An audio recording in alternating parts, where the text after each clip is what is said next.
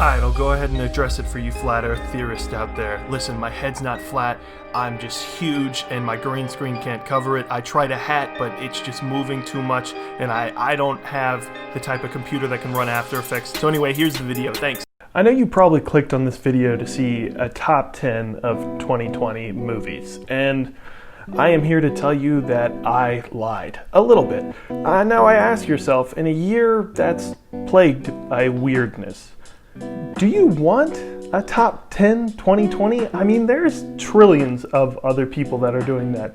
And just so I don't lie to anyone, here's what my top 10 would look like for this year.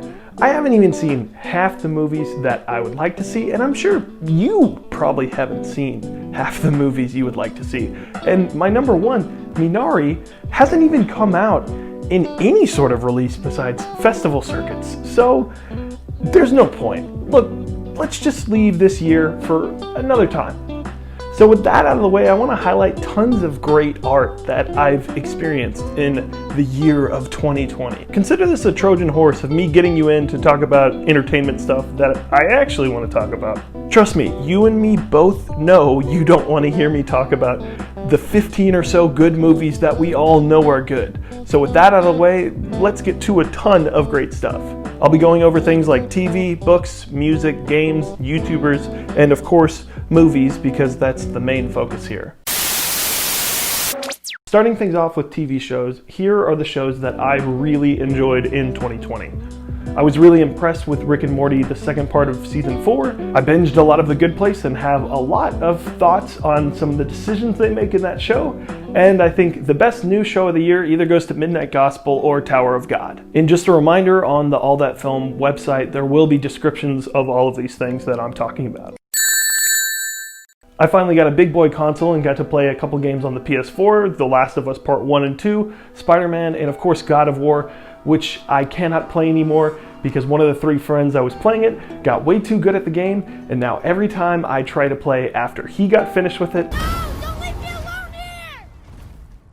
And of course, I still bow down to the Nintendo overlords, and I absolutely loved Pokemon Shield, and finally got around to Fire Emblem Three Houses, which was phenomenal. Also, if I had to pick a game of the year, I'd actually go with Journey of what I've played.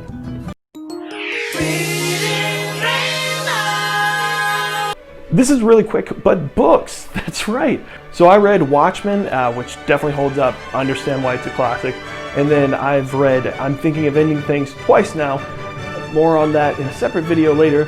And then I thought about reading Dune until they postponed it several times. Music, this is the most chaotic section out of all of them. You'll probably just want to check the actual links to a couple other things in descriptions. Bad Times at El Royale sent me on a revisit of a lot of really doo-wop and jazzy tunes of the 50s and 60s. Look at My Soul, a collection of Texas Latin music, is a fantastic collection of amazing songs, but it's only available on Amazon Prime from what I know, but if you can get it, definitely listen to it, it's fantastic.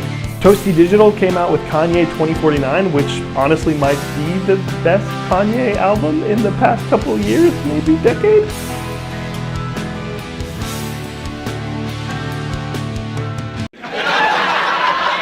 Comedy specials, I'll be really brief. I finally got around to Hannah Gadsby's masterwork in the net. I had a blast with Taylor Tomlinson's special Quarter Life Crisis, and Tom Segura is Tom Segura.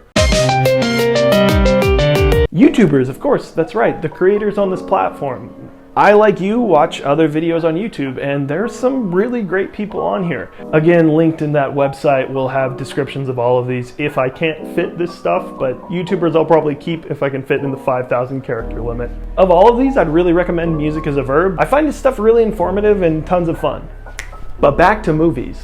So there's a few caveats before we get into these. 1, no films I've already done a video on. If you want to check those out, you are free to do so at the end of this video, where you can see full thoughts on any of these movies. 2, no rewatches besides one minor exception, which these are what I rewatched in 2020, and of those, the biggest upswing actually was Big Lebowski. I wound up liking it a whole lot more. And with that out of the way, here's some honorable mentions that I would give a full recommend to, but this was a little bit of a busy year, even though I watched a lot less films than I normally do.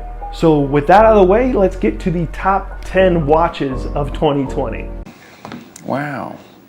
The 1998 DreamWorks film is the only rewatch on this list, in part because the first time I saw this movie was when I was like 8. So because of that, I didn't realize how breathtakingly beautiful the animation is, how triumphant the music is, and how airtight the narrative is in less than 100 minutes. This movie holds up tremendously and is a high recommend if for whatever reason you haven't really revisited it in a couple decades. Wow. There's a reason Hitchcock is regarded so highly. Rope is a perfect example of this, as it's this one-shot crime film that takes place at this dinner party of all places. The writing, editing, and framing are all top-notch and some of the best I've seen in any film. Definitely a high recommend if for whatever reason you haven't checked this off your Hitchcock list. Wow. 96's Matilda is a warm take on Roald Dahl's novels, and it's a film that will make you feel nostalgia about a movie you didn't grow up with, which is something not a lot of films are able to achieve. It's one of the most charming films I've seen this year, and it made me feel like a kid again. Wow. Based on Kaiji Nakasawa's manga, Barefoot Gen depicts the effects of the cruel atomic bombing of Hiroshima. It's a harrowing tale that is a powerful reminder of the United States' atrocities. Wow. A hilarious tribute to the toils and frustrations of low-budget filmmaking, Living in Oblivion features Steve Buscemi as a director that just wants to get his project done. It's anxiety-inducing in the most hilarious way possible. Definitely a high recommend for any future filmmakers. Wow. A goofy Grease parody-inspired film infused with the Disney TV formula. That's right, Teen Beach Movie is coming in at a whopping number 5 on this list. It's a fun-spirited farce of a musical that has no doubt about the story that it wants to tell. If you don't like this movie, you're cruising for a bruising. Wow. It's typically harder for me to lose myself in a horror film, so when one resonates with me, it really stands out above the rest. Invasion of the Body Snatchers is a remake that is a sci-fi horror film with incredible performances featuring Sutherland, Adams, Goldblum, Nimoy, tons of amazing performances here to drive the suspense and thrills of this movie. Wow. A love letter to giallo film that sets its story around Anne, a low-budget gay porn director who's in Paris during 1979. This horror mystery is haunting and dreamlike at the same time, and it's probably one of the most unique films I've seen in a long while. Wow. Sometimes you just need a good laugh, and A Town Called Panic gives you exactly that. This French-Canadian comedy film shows exactly how you do adult animation without relying on the type of big mouth and sausage party humor. It's witty and ridiculous all the way through, and that's why I absolutely adore it. Wow. I think 2020, as a year of watching and consuming films, there was a lot of growth that I've done on my part, specifically in terms of objectivity and subjectivity. For instance, a film like The Untouchables is really well made. It's really well put together, but that's not necessarily something that just hits me and I gravitate towards. Because of this, in the past, I've always given things that are like Untouchables a light 4, which is super high. And even things that are flawed, like Sword in the Stranger, also a light 4. I think specifically this inspired me to not necessarily look at the norms of what we should rate films and more or less just rate things on how much you enjoy them. And unapologetically, Kung Fu Hustle is one of my favorite films of all time. It's a narrative you might have seen before, but it's done in such a beautiful and masterful way that only Stephen Chow could do. It's comedic, it's emotional, it's heroic, it's everything you want to feel in a movie, all put together and wrapped in this perfect Stephen Chow present. Now, of course, I'm not saying that Kung Fu Hustle will be your favorite film, but this is definitely mine of this year, and it's a high recommend for anybody that wants to know sort of my niche of what I like in movies. So that's gonna wrap it up for this 2020 retrospective.